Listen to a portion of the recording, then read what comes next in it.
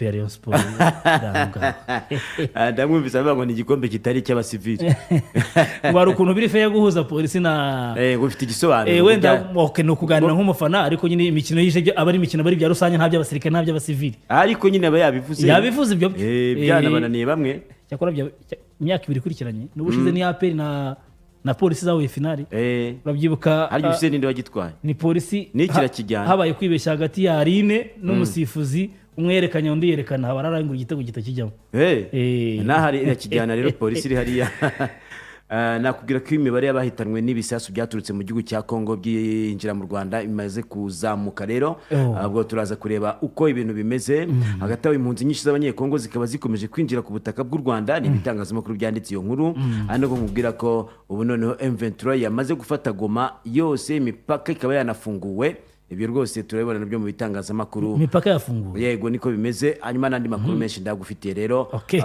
urayimenya ko abaturage bateye ambasade zirimo n'iy'u Rwanda hariya i Kinshasa mu myigaragambyo ikomeye cyane nabonye batwitse ambasade nyinshi ubwo Fransa Espagne Leta Zunze Ubumwe za Amerika ariko nabyo byose turaza kubireba nabonye n'abasirikare bari gusahura hari ariko ni ibintu byabo gusa ariko abandi baraza barabatesha abasirikare bagenzi babo hariya ngo bohereje ngo abarinzi ba perezida kuhosha imvururu bahinduka ibisambo bariba ngo babita GR garde présidentielle n'abajepe ubwo ngubwo bahita bahinduka ibisambo barasahura ubwo rero hahita haduka abandi baza kubabuza bagenzi babo nabonye bari kubimena mu muhanda kabisa kango umwanya rero tugezaho byinshi baduteguriye abantu ndabizi bategereje umuriro ari benshi mwese igitondo cyiza kandi gahunda zacu zose zikomeze zibanogere zibaryohere cyane uyu ni Angeli Mutabaro kugiye gukomezanya namwe ngende Fils Kabera Fidel Radio 1 Press Review.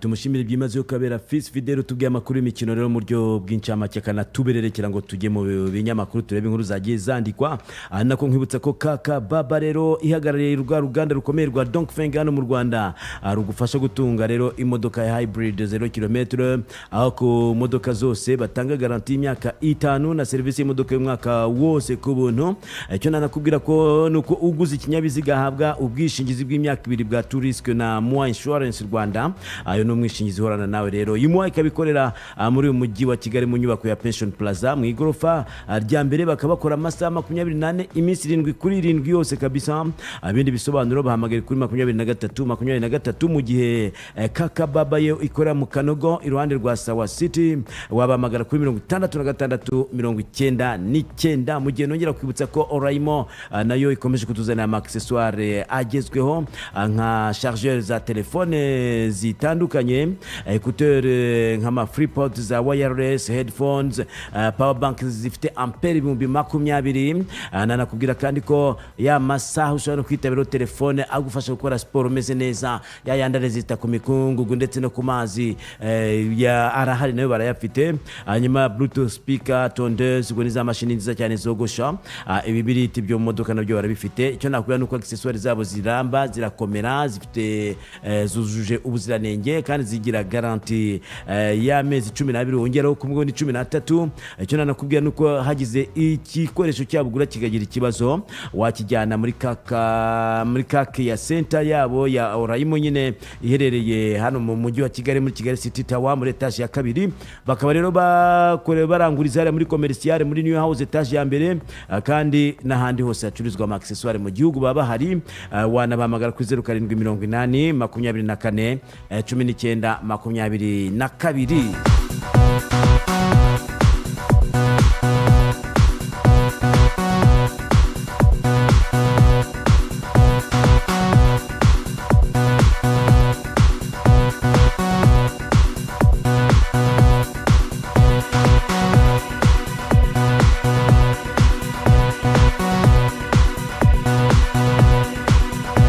Aya makuru yasohotse mu itangazamakuru kanyuma here kuri iki makuru rero Rubanda Akadomo Rawa batubwira ko abanyeshuri 7 bitabye Imana bakubiswe n'inkuba, abandi 82 bagakomereka. Ni inkuba yakubise abanyeshuri 8 bigaga mu mwaka wa 3 w'amashuri yisumbuye ku kigo cyitwa Businda mu karere ka Bukombe mu ntara ya Geita ni mu gihugu cya Tanzania. Imvura yaguye rero ari nyinshi cyane, igwa ku mugoroba ku wa mbere ejo bundi. Amakuru avuga ko imvura yaguye ari nyinshi cyane ivanze n'imirabyo ndetse n'inkuba nyinshi nazo zari zihari, nibwo inkuba yakubise aba banyeshuri bari mu ishuri maze 7 bahita bahasiga ubuzima, abandi bagiye kuri 82 barakomereka ku buryo bukomeye. Umuyobozi w'akarere ka Bukombe rero witwa Pascal Murajiri akaba yaratangarije ikimwe mu bitangazamakuru byandikirwa hariya muri Tanzania ako abanyeshuri 7 bitabye Imana bakubiswe n'inkuba, abandi 82 bagakomereka. Muri abo bakomeretse rero ngo harimo 2 banakomeretse ku buryo bukomeye kurusha abandi. Uyu Murajiri yavuze ko muri abo bitabye Imana harimo abahungu 6 ndetse n'umukobwa umwe. Abakomeretse bakaba bari kuvurirwa mu bitaro bigiye bitandukanye byo mu karere ka Bukombe.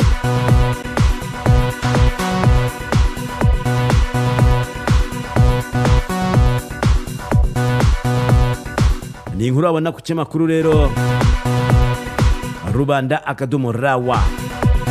Hanyuma dusimbuye ku cyamakuru bwiza.com baratubwira ko Trump yirukanye abashinjacyaha bamushinjaga mu nkiko. Bikaba byatangajwe ko abasaga 10 bakoze ku manza za Donald Trump bamaze kwirukanwa nyuma y'uko Minisitiri w'Ubutabera w'agateganyo James McHenry avuze ko batabizera mu gushyira mu bikorwa gahunda za Perezida Donald Trump. Mwibaruwa yandikiwe aba bakozi rero McHenry yagize ati kubera uruhare rwanyu mu gukurikirana Perezida Trump ntabwo ubuyobozi bwabizeye mu gushyira mu bikorwa gahunda zayo. Gushyira gahunda za leta mu bikorwa ngo bareba bagasanga batazabishobora. Bikaba byarabaye mu gihe guverinoma ya Trump yatangije iperereza ryihariye ku bashinjacyaha bakurikiranye bamwe nyine mu bagize uruhare mu myigaragambyo yo ku itariki ya 6 Mutarama umwaka wa 2021. Uribuka ko icyo gihe abashyigikiye Trump bateye inteko ishinga amategeko bakangiza bimwe mu bikorwa byayo ndetse bakanasahura, bamagana kuba icyo gihe uyu wari perezida ejo bundi rero uyu musaza wavuye ejo bundi ngo yaragiye kurahira, bavuga bati Trump niwe watowe. Abashinjacyaha bashinjwaga gukoresha nabi itegeko rya US Code 1512 mu gukurikirana abigaragambyaga. Itegeko ryaje kugabanyirizwa imbaraga n'icyemezo cy'urukiko rw'ikirenga mu mwaka ushize. Uwitwa Ed Martin ni umushinjacyaha w'agateganyo rero hariya i Washington DC, akabasabye ko haboneka amakuru yose yerekeye ibirego byari bishingiye kuri iri tegeko, harimo dosiye, inyandiko, email ndetse n'ibindi bitarenze kuwa 5 w'iki cyumweru. Ibikaba byateye impungenge mu bakoze kuri izi manza. Bamwe batangaza ko batangiye gushaka abunganizi mu mategeko mu gihe bataramenya niba iperereza rigamije kubashinja ibyaha cyangwa se ibindi birego bataramenya ibyo ari byo. gusa ibingibi Trump yari yarabivuze ati aba bantu nindamuka ntoye nzabirukana. Dusimbukira gato mu gihugu cy'u Burundi, inkuru ikomeje kuvugwa n'iyandikuriyo wa CNDD FDD bikekwa ko ngo noneho yaba ari muri koma. Murabizi ko guhera mu ntangiriro z'icyumweru byakomeje kuvugwa ko ngo yaba yararozwe akaba ari kuvurizwa hanze. Umunyamabanga mukuru w'ishyaka rya CNDD FDD riri ku butegetsi mu gihugu cy'u Burundi bwana Reverien Ndikuriyo baratubwira ko ubuzima bwe bumeze nabi, aho arwariye mu bitaro byo muri Kenya ndetse ngo akaba yaba ari muri koma. Abatamwibuka ni wa wundi wigeze gutangaza mu minsi ishize avuga ati ibyo byo kuvuga ngo jenoside n'urwitwazo bibwa bitwaza bavuga ngo barahiga FDL ko bayishatse bakayibura ngo ko bayitubwira ngo irihe ngo tuyirase, avuga ati ibyo no kwitwazo byo n'urwitwazo. Uyu rero ngo akaba arembye. Reverend Ndikuriyo rero amakuru avuga ko arembeye mu bitaro bya kaminuza bya Aga Khan mu gihugu cya Kenya. Amwe mu bantu ba hafi y'umuryango we rero bakaba babwiye amakuru SOS Media Burundi akitavuga rumwe n'ubutegetsi buriho mu Burundi ko ubuzima bwe bumeze nabi cyane, ngo yari yavuye muri koma mu kucyumwe gishize arongera ayisubiramo.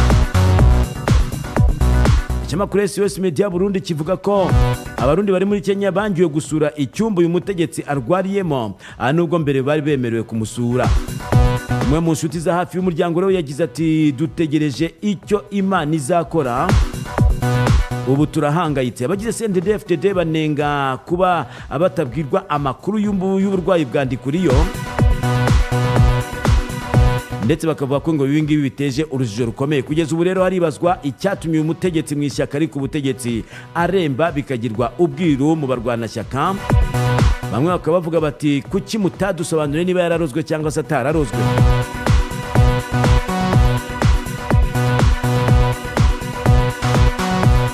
Reka dusimbukiye ku kinyamakuru Kigali Today batuga ko impunzi nyinshi z'abanyekongo zirimo kwinjira ku butaka bw'u Rwanda.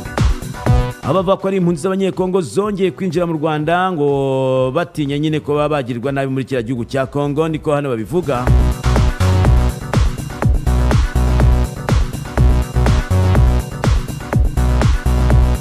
Nugutinya ngo imirwano yari ikomeje kubera muri uriya mujyi mu duce dutandukanye.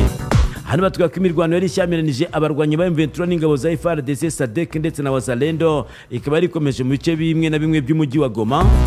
Abanyekongo bari bakaba barimo guhungira mu Rwanda bavuga ko imirwano irimo kubera mu bice bitandukanye, ariko harimo kumvikana amasasu menshi, akaba hari ku kibuga cy'indege ndetse no mu nkengero zacyo ku munsi w'ejo mu gitondo. Abaturage batifuje ko amazina yabo yatangazwa bavuze ko bavuye mu Birere, Magengo ndetse na Mabanga. Bakavuga rero ko ngo bahisemo kuza mu Rwanda gushaka ahari umutekano. Umwati tumaze iminsi turi mu nzu, nta gusohoka, nta byo kurya, nta mazi, uretse kumva amasasu, ubuzima bwari budukomeranye, duhitamo kuza gushaka umutekano mu gihugu cy'u Rwanda. Hagati aho impunzi zinjira mu Rwanda ziravuga ko zidashobora kwemeza uri kuyobora umujyi wa Goma.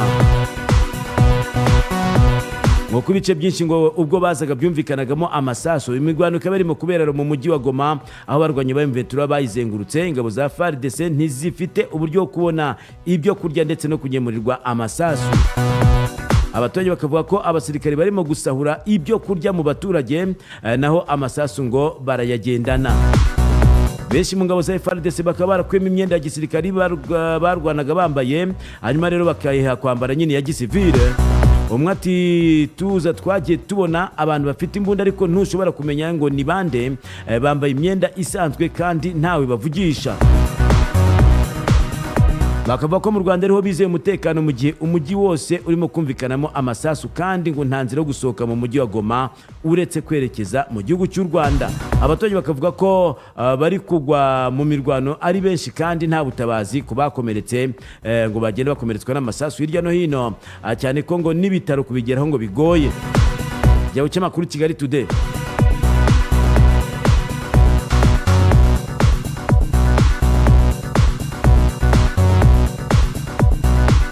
Hagati kandi ikinyamakuru mu yindi nkuru cyanditse ku mugoroba kagize kiti M23 yamaze gufata Goma, imipaka irafungurwa.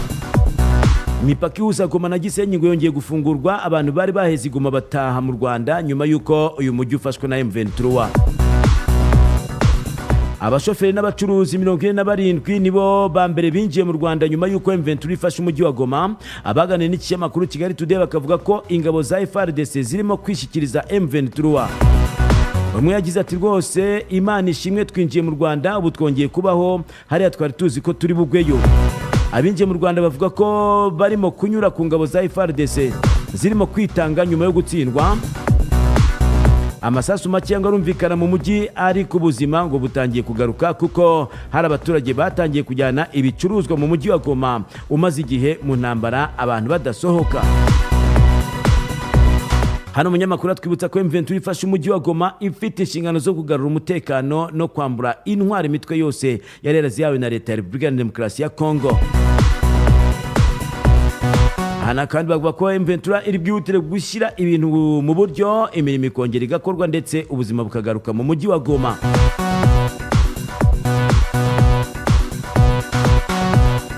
Simbujya kuri iki makuru witegereze neza urebe amafoto agaragaza ingabo za Kongo zihebye.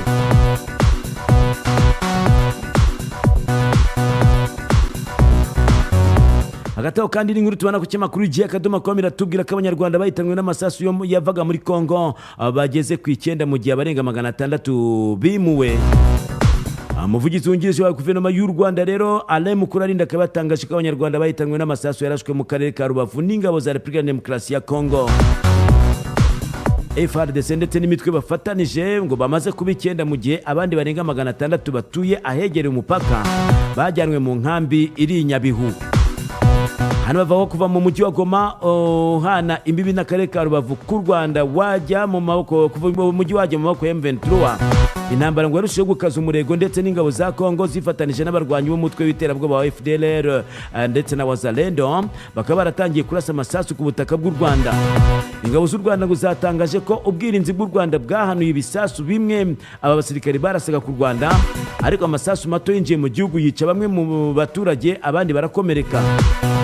Umuvugizi wungirije wa guverinoma y'u Rwanda Alain Mukurarinda yabwiye itangazamakuru ko abanyarwanda bahitanywe n'amasasu yarashwe mu karere ka Rubavu ubu bamaze kuba 9. Urega ko mbere bari yatangaje ko ari 5 ariko imibare yashoboraga guhinduka. Hano batwiye ko kuwa 27 Mutarama 2025 umuvugizi w'ingabo z'u Rwanda Brigadier General Rwivanga yabwiye ikinyamakuru igihe ko abakomerekejwe n'amasasu ya FARDC bari 35 ndetse bari kwitabwaho ariko harimo abarembye cyane. Ayo ni amakuru abasohotse mu bitangazamakuru bitandukanye rero nanjye mba ngenda nshishamo amaso. Hano Alain Mukurarinda akaba yavuze ko hari abaturage 681 bari baturiye umupaka w'u Rwanda na Kongo bikanze urusaku rw'amasasu, bakaba barajyanwe gucumbikirwa mu nkambi ya Kijote iri mu murenge wa Bigogwe mu karere ka Nyabihu, naho inzu 5 i Rubavu zikaba zarasenyutse. Alain Mukurarinda akavuga ko abaturage b'i Rubavu batekanye kuko ingabo z'u Rwanda zibarinze ndetse ko n'urusaku rw'amasasu rwumvikanaga kwa mbere rwagabanutse. Kandi yanyomoje amakuru yari yakwirakwijwe ku mbuga nkoranyambaga avuga ko abasirikare ba FARDC binjiye mu Rwanda ngo barasa bagafata ibice bimwe. Agira ati abanyarwanda batari hano i Rubavu babonye ku mbuga nkoranyambaga Kongo ingabo za FARDC, FDLR na Wazalendo zinjiye ku mupaka w'u Rwanda zirawurenga zikaba ziri kurasa aho hose, hakaba hari ibyasenyutse n'inzu zahiye, ngo hari n'inzu ngo ubuyobozi bukoreramo zafashwe. Ibyo ni ibiri ku mbuga nkoranyambaga gusa, ariko abantu bashyira umutima hamwe umutekano urarinzwe. Akomeza agira ati nta musirikare wo hakurya yaba wa FARDC yaba Wazalendo cyangwa FDLR wigeze uva hakurya ngo yinjire ku mupaka w'u Rwanda aje arwana. Abo mwabonye nabashize imbunda hasi, nabamanitse amaboko kandi bafitwe n'abasirikare b'u Rwanda, nibo bazi uko babyitwaramo. Alain Mukurarinda akaba yongeyeho ko u Rwanda rwakomeje kwakira impunzi ziturutse i Goma ndetse no kuzifasha kubona aho zerekeza.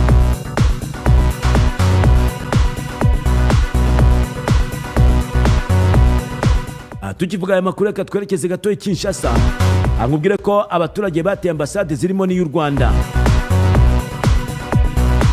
Nubundi ngarutse ku kinyamakuru igihe akadomo.com batubwira ko mu mujyi wa Kinshasa muri Repubulika ya Demokarasi ya Kongo abaturage bateye ambasade z'ibihugu bitandukanye babishinja gushyigikira umutwe witwaje intwaro wa M23. Izindi bakazishinja ko ibihugu byabo ntacyo bikora kugira ngo uyu mutwe ngube wasubizwa inyuma. ibikorwa by'urugomo byabaye nyuma y'aho abarwanyi ba M23 kuri uyu wa 27 Mutarama bafashe burundu umujyi wa Goma ufatwa nk'umurwa mukuru w'intara ya Kivu y'Amajyaruguru. Ambasade zatewe zirimo n'iy'u Rwanda, Leta Zunze Ubumwe za Amerika, Uganda, Kenya ndetse n'Ubufaransa. Abaturage bakaba baragerageje gutwika inyubako zikoreramo nyine izo za ambasade bakoresheje amapine. Minisitiri w'ububanyi n'amahanga w'Ubufaransa Jean Noel Barrot akaba yatangaje ko ambasade yabo iri Kinshasa yafashwe n'umuriro, gusa ngo umuriro ukaba warazimijwe. Uyu Barrot rero yagize ati ambasade y'Ubufaransa i Kinshasa muri iki gitondo yatewe n'abigaragambyaga bayitwitse ariko umuriro wazimijwe. Ibitero ntibikwiye, hari gukorwa byose kugira ngo turinde umutekano w'abakozi n'abenegihugu bacu. Abashinzwe umutekano bagerageje gukumira abigaragambyaga kugira ngo batagira ibyo bangiza, ariko bageze kuri ambasade ya Kenya barabareka nk'uko byatangajwe n'ibiro ntaramakuru by'Abongereza Reuters.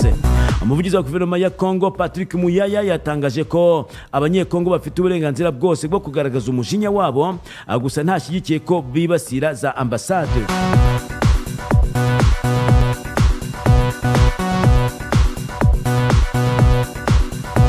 Hagati tugiye guca makuru y'akadomo.com. Afrika y'Epfo yemeje ko abandi basirikare bayo 4 bapfiriye muri Congo. Igisirikare cya Afrika y'Epfo cyatangaje ko abandi basirikare bacyo 4 kuri iyi tariki ya 27 Mutarama rero 2025 bapfiriye mu burasirazuba bwa Repubulika Demokarasi ya Congo. Igisirikare cyasobanuye ko 3 muri aba basirikare bishwe n'igisasu bw'abarwanyi b'umutwe witwaje intwaro wa M23 bari bahanganye n'ihuriro ry'ingabo za Congo hafi y'ikibuga cy'indege mpuzamahanga cya Goma. Undi musirikare wa Afrika y'Epfo wapfuye ngo nk'uko iki gisirikare cyakomeje kubisobanura n'umwe mu baherutse gukomerekera ku rugamba rwabaye mu minsi 3 ishize. Afrika y'Epfo kuva tariki 23 Mutarama yamaze gutakariza abasirikare 23 ku rugamba rwo mu burasirazuba bwa Congo.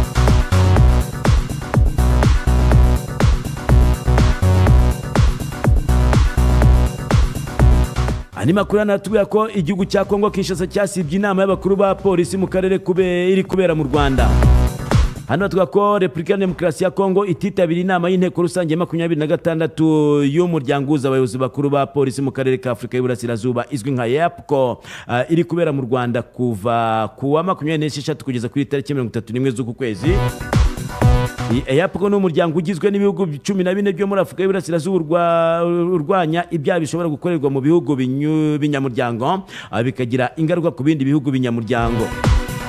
Mu nama zose uwo muryango ukora buri gihugu kiba gihagarariwe kugira ngo imyanzuro ifatirwe hamwe, ariko igihugu cya Repubulika ya Demokarasi ya Congo kikaba cyaranze kuza muri iyi nama kubera ko irimo kubera mu gihugu cy'u Rwanda nk'uko tubibona ku cyamakuru igihe akadomo.com. Reka dutumike gato hanyuma turaza kugaruka tureba n'izindi nkuru.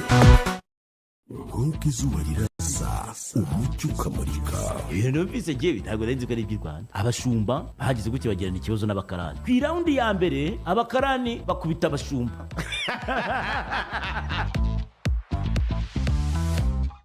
Umugabo witwa Zelensky azasara cyangwa aziyahura. Nimubona Trump afashe ubutegetsi muzambwira ibizakurikira. Ushobora gusanga abantu baserebura baririmba yuko umukozi w'Imana bamuguriye imodoka batagira na creche barereramo abana b'itorero. Waba perezida? Jewe mfite ubushobozi bw'aba perezida bibaye ngombwa kuvuga ngo nabyiyamamariza bantora ubwo nanjye nkaba perezida. Ntabwo twagutora pe. Kurikirana ikiganiro Rirarashe kuri Radio na TV1 buri gitondo kuva ku wa mbere kugeza ku wa gatanu.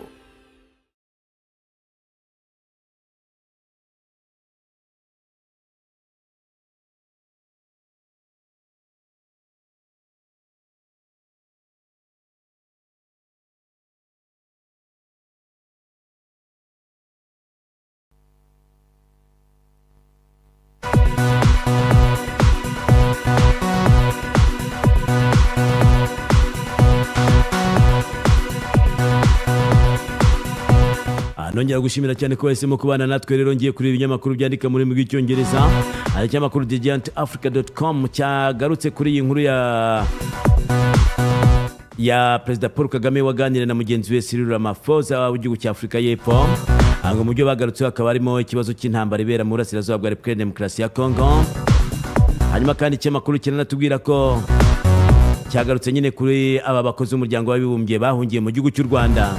umuryango w'abibumbye ukaba washimiye igihugu cy'u Rwanda kuba barabakiriye neza bakaba barajyanwe ku mahoteli agiye atandukanye ahari umutekano. Hanyuma kandi ikinyamakuru kibondo.com kikaba cyanditse nacyo ko uyu muntu w'icyamamare witwa Two Face ngo yamaze kwemera ko yatandukanye n'umugore we mu buryo bukurikije amategeko, mu gihe kandi cyanagarutse kuri iyi nkuru y'imfungwa zatorotse gereza ya Munzenze mu gihugu cya Repubulika ya Demokarasi ya Kongo. Hanyuma yo kwitwika nyine iyo gereza bakaba bagaragaza impungenge z'uko hari abaturage benshi bashobora kuzahura n'ibibazo bikomeye, cyane cyane ko bamwe mu mfungwa bari bafungiye muri iyi gereza ari abantu bari basanzwe bakurikiranyweho ibyaha bikomeye.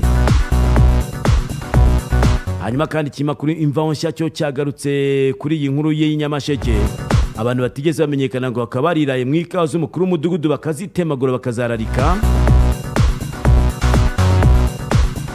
Ikinyamakuru kandi kiratubwira ko abamotari b'i Rubavu ngo bagize uruhare rukomeye mu gufasha abakongomani guhunga, babakura hafi y'imipaka baberekeza aho bari bagomba kujyanwa nyine ahari umutekano i Rusizi. Kandi ikinyamakuru Imvaho Nshya cyongeye kugaruka kuri iyi nkuru naho y'umugabo wakubise umugore we amuziza kumugaburira ibiryo bitarimo urusenda. Ni inkuru wasoma kuri ikinyamakuru Imvaho Nshya. Uyu mugabo rwose ngo yakubise umugore we amuziza ko yamuhaye amafunguro atarimo urusenda. Ikinyamakuru Imvaho Nshya cyanagarutse ku nkuru nanone ivugwa mu karere ka Muhanga aho abantu babiri bafatanwe inka muri ebyiri zari zibwe. Muri iyi minsi izi nkuru z'abantu biba inka turimo gukomeza kuzibona, n'ejo bundi twarazibonye i Rutsiro, bamwe bari kuzibagira hafi y'umugezi mu gihe abandi bazibagira mu biraro. Ikinyamakuru Imvaho Nshya kandi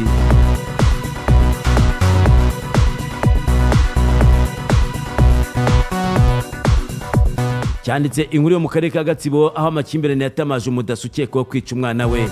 Ni umwana wari umaze igihe ngo yaraburiwe irengero, ariko amakimbirane hagati y'umudaso na mushiki we aza gutuma mushiki we avuga ati ese nanjye urashaka kunyica nk'uko wishe umwana wawe. Bituma ikibazo gikurikiranwa rero ngo barebe niba koko uyu mudaso ari we wabarishe umwana we yibyariye. Aha niho tubaye duhina ibijyanye n'ibinyamakuru rero. Nkwizeza ko ku munsi w'ejo tuzongera tukabifungura tukarebamo izindi nkuru tukagenda tuziganiraho, ariko kandi nawe uko amasaha yagira imbere wagenda ureba inkuru ziba zigenda zisukiranya. Tumushimira cyane Lewis badufashe kugira ngo haba ku mashusho kuri YouTube ndetse no ku majwi kuri radio abikugero bimeze neza cyane. Mugenzi wacu akaba yitwa Muneza ageze hano agiye kutubwira amakuru ku buryo burambuye abateguye na bagenzi bacu mu ishami ry'amakuru. Nyuma ye ni topic nayo itagucika.